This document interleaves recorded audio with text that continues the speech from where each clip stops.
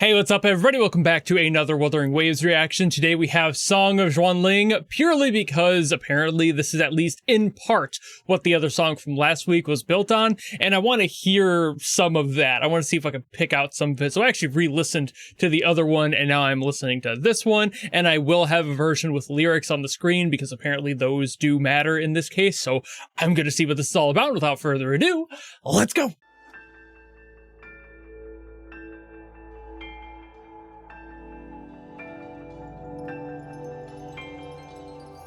Okay, it already has the same chord progression.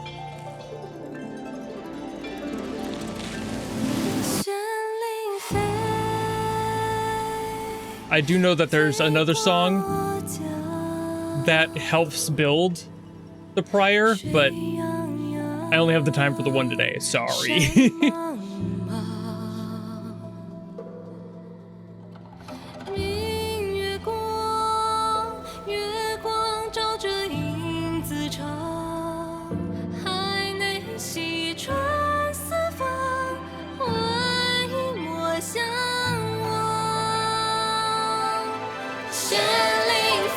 Oh, yeah, there, I was like, some of this is sounding familiar with the lyrics.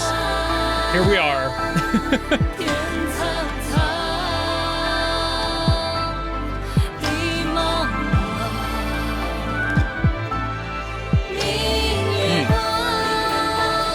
I'm loving the subtlety of this.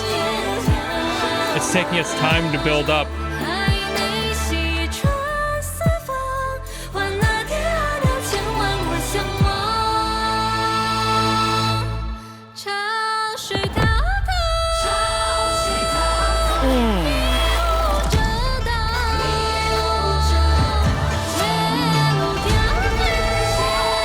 Again, doing a great job at like holding it back.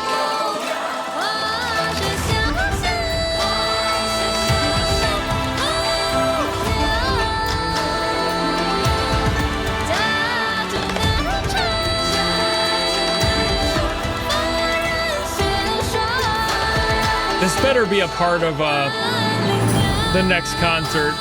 I would be disappointed. This has concert potential. 100%.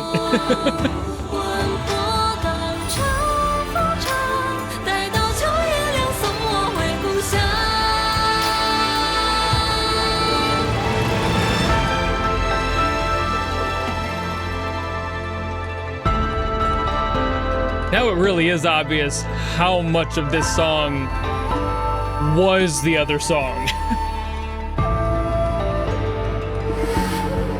It's taking everything from like the melody and lyrics to basically the entire flow of like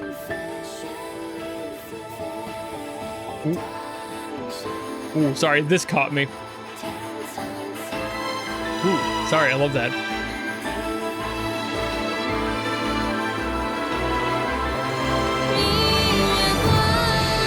I love that so much.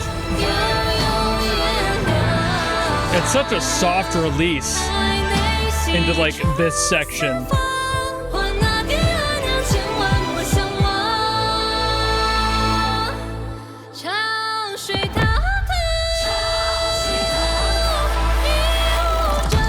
Also, that sub bass, ooh, that's in there.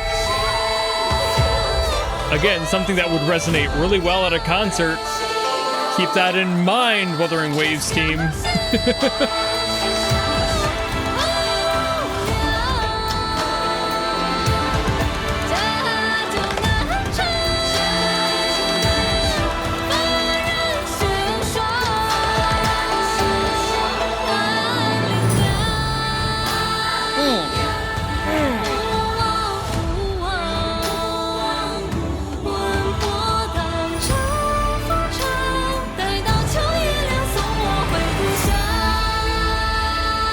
So what I was going to say earlier was that it was taking this song as inspiration for like the climax of the other one, which makes a lot of sense given the flow of it.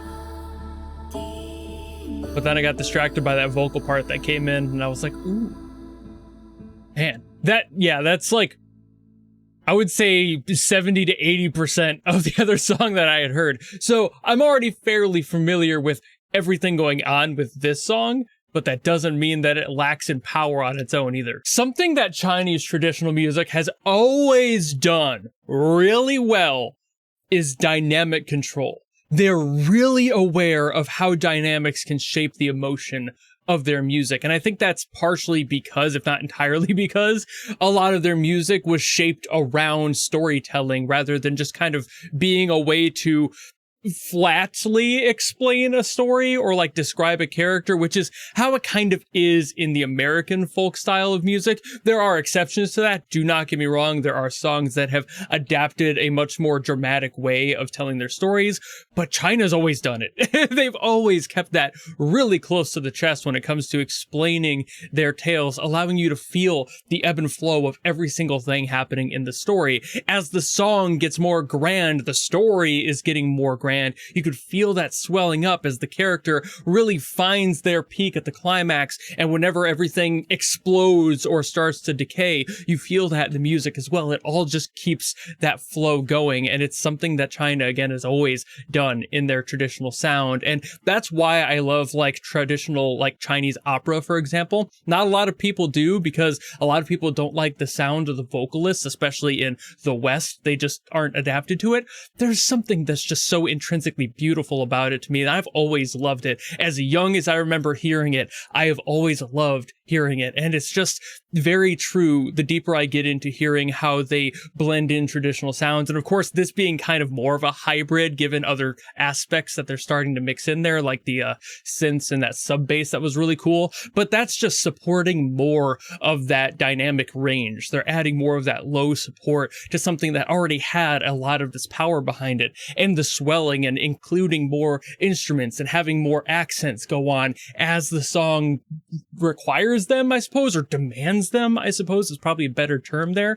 But it's just beautiful. And then hearing again the story is like, I think it's the lyricism as well. Like, it's not just the dynamicism, but the lyrics as well, just being so poetic instead of just flat out saying like, and then they walked and then they were there, and it's just, it's not that boring. They are so much more beautiful in their explanations and their phrasing. There's something so romanticized about it, and I love that. And I think that's another reason I've really liked Chinese opera as well. They're purposeful, but at the same time, strangely vague about how they describe things so appropriately. Like, they use such beautiful roundabout terms for the most mundane shit, and it's so cool every single time. You could be like, man, as they walk to the edges of the earth, seeing the sun rise among the mountains, breathing its essence upon your skin as you feel the love of the world engulf you.